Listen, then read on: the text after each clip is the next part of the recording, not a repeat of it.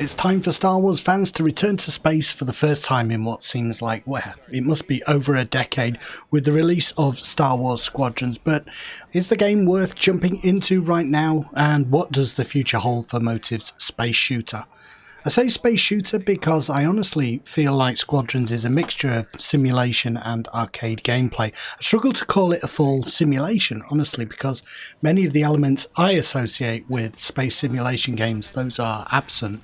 If you compare it to games like the X series, Elite Dangerous, or even the space component of Star Wars Galaxy's Jump to Lightspeed, the game kind of isn't like that. There's no open galaxy to explore. Ship customization is limited to a few plug-and-play components. And pretty silly cockpit flare and whatnot. Your pilot, you can kind of customize him, but not really. You've got these default heads to choose from, 10 in total.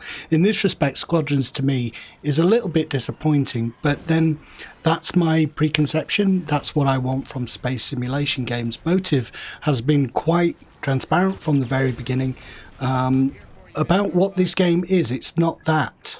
Instead, it's a return to classic Star Wars space games of yore, like X-Wing vs TIE Fighter. It's got a linear campaign featuring story-driven missions coupled with an online component, and that is entirely PvP-centric. Well, almost entirely. I'll talk about that.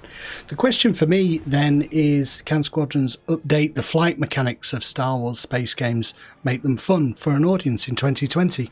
The short answer is yes. After playing Squadrons over the past few days, the combat in Elite Dangerous and Jump to Lightspeed, those are the two space simulation games I've been playing most recently. They feel painfully slow by comparison. My friend and I jumped into PvP straight away, and I found it's hectic, fun, just what you'd expect from kind of a ground-based shooter like Overwatch, PvP shooter. It may, in fact, maybe that is what it essentially is, a space-based arena shooter, team shooter. The maps are small, so players are packed together. There's very little downtime when you're not attacking or being attacked. There's a high skill ceiling too, with the mechanics, interesting mechanics to learn, like the drifting, where you slide out of a boost to get the drop on opponents and shoot around the arena.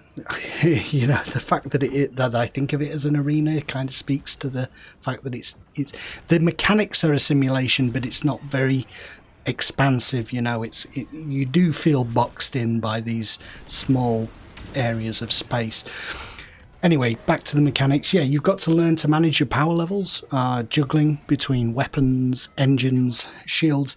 It's not something that is hugely revolutionary. If you've played any Star Wars games, X-Wing or anything like that, you'll be used to shunting power. But the difference I've found with Squadrons is the speed at which you have to do it. You're constantly doing it in different situations.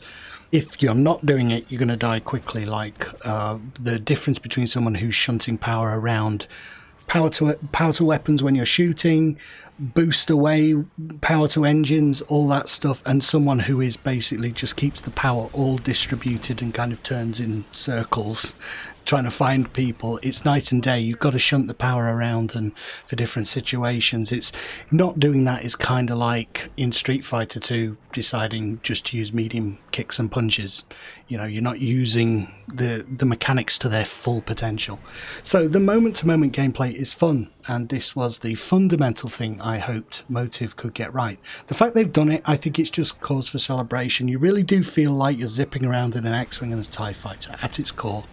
And it's been a long time, and this is a worthy kind of update to that concept, to the classic X-Wing games and things like that.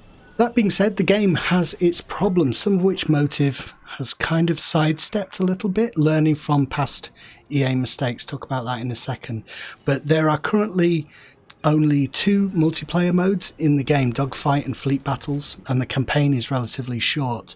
There's some replay value with the campaign and medals to earn for doing things efficiently and on different difficulty levels, but essentially there's not a lot beyond that. I say that Motive has sidestepped things because it's not enough for the game to be full price, and to their credit, or craftiness, it isn't full price. And by releasing the game at a lower price, they've effectively sidestepped what would have been, I think, a significant backlash if the game had come out at full price, given its limited feature set. Another good thing is there's no sign whatsoever of loot boxes or microtransactions either. Again, learning from past mistakes. Although I don't doubt that EA will add something for you to give them more money. Why wouldn't they? But for right now, it's pleasantly old school in this regard. You play the game to unlock cosmetics and upgrades for your ship. So the game feels better for that. It feels less like a cynical cash grab. But it's hardly a feature of the game, is it? You know, games shouldn't be cynical cash grabs. So I don't know how much praise we can lavish on a game that just doesn't do things badly. All games should not do things badly. So only a couple of game modes for PvP, one option for you and friends to battle the AI, and a single player campaign that's over pretty quick. With regards to the campaign, it's decent, I would say. The developers, they've done a good job of giving each of your squad mates personality as you chat to them between missions, and without going into spoilers, there's a nice Star Warsy story about betrayal and revenge going on. One thing I'm very pleased about is that they make the Empire the Empire. I was very disappointed with the bait and switch of Battlefront 2's campaign, which was marketed as the story from the Empire's perspective, and a couple of missions in, the spoilers if you haven't played the campaign for Battlefront, but you should have done by this point, so I'm going to spoil it. They defect to the rebellion, so it always felt like a bait and switch. There's none of that in Squadrons. You alternate between the two factions, but the Empire remains the Empire. It's merciless, ruthless, cruel at times, with a couple of shocking orders that you are obliged to carry out.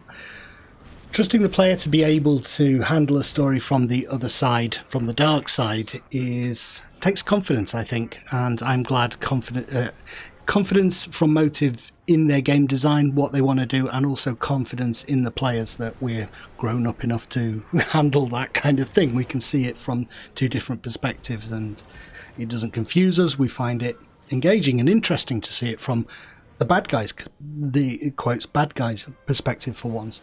Confidence in their game design extends to other areas, I think, as well. The number of people I've heard complaining about the fact that there's no third person view must surely mean Motive is aware that that is something players would want, right? Yet they've stuck to their guns. You're in the cockpit. That's it. How much of this is to do with VR integration? I'm not sure, but I personally like that decision. I think it makes the combat feel more immediate and immersive, and it also helps with game balance since everyone is viewing things from the same perspective. Very important in a PvP game, which this is. It's on this point that I feel like Squadrons is missing something, though. Not everyone is into PvP, and it's a shame to lock so many PvE fans out of the game beyond the campaign. Yes, there's one PvE map for you and friends, but I hope they add more co-op options in the future. Battlefront 2 has finally figured out that co-op is very popular with people and has added those game modes. And if we're going to see more of this Star Warsy, online Star Warsy offerings, I hope we see more game modes other than PvP. And with regards to the Squadrons in particular, I hope we see that. Technically, the game looks gorgeous, and I really feel like you're in the midst of a Star Wars space battle. This is one of the things I was looking forward to the most, but it's kind of weird how quickly you get used to it and take it for granted that you're in a X-Wing strafing a Star Destroyer. That doesn't last very long, and it very soon becomes about the moment-to-moment gameplay. Does shooting down an enemy feel rewarding? Does dodging missiles feel like it's to do with skill and not just luck? Are the flight mechanics actually fun and fluid? These are the things that actually keep you playing the game beyond the novelty and the grandeur of space battles, and I'm happy to say that is actually the case. It's a lot of fun, particularly when you get a little bit better, you get a little bit more comfortable, and it starts to flow a little bit. It's started to happen for me now, where every match is not just an exercise in frustration, because I'm starting to get a handle on the game, and it starts to flow, and it feels really good. So in that respect, it's a success. It needs more game modes. certainly it needs more customization and ship options. It needs PvE as well as PvP, but fundamentally right now it's good. I would not recommend it though if you want to play the campaign alone. It's a steep asking price for something so short and linear, and it has limited replay value. But if you're interested in PvP, then I think it's worth the purchase. So thank you. That's been my review and my overview of Squadrons. Please leave your opinion of the game in the comments. I'd love to hear them. And I've got more Star Wars stuff to do with jump to light speed on the channel if you feel like watching that as well. Space simulation, Star Wars, it's all the same ballpark, isn't it? I'll put some of those vids up on the end screen. Hope you'll watch and stick around and maybe sub up, and I will catch you later. Bye for now.